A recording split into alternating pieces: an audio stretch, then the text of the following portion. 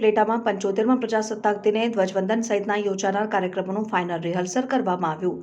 રાજકોટ જિલ્લાના ઉપલેટામાં 75મા પ્રજાસત્તાક દિનની રાજ્યકક્ષાની ઉજવણીનું તાલુકાના ગ્રાઉન્ડ ખાતે ફાઇનલ રિહર્સલ કરવામાં આવ્યું, જેમાં કલેક્ટર શ્રી, જિલ્લા પોલીસ વડા સહિતના અધિકારીઓએ આ રિહર્સલનું નિરીક્ષણ કર્યું। રિહર્સલમાં પોલીસ સહિતની એજન્સીઓએ શિસ્તબદ્ધ રીતે પરેડ કરી હતી। વિદ્યાર્થીઓ દ્વારા પણ રિહર્સલ કરવામાં આવ્યું હતું। રિહર્સલમાં પોલીસ સહિતના જવાનો પ્રજાસત્તાક દિનની પરેડમાં કોઈ કસર ન રહે તે રીતે જુસ્સાભેર પરેડ કરી હતી અને 26મી જાન્યુઆરીએ થનાર પરેડમાં કદમતાલ મિલાવવા માટે એક અનેરો ઉત્સાહ જોવા મળી રહ્યો હતો। સાથે વિદ્યાર્થીઓમાં પણ અનેરો થનગનાટ જોવા મળી રહ્યો છે।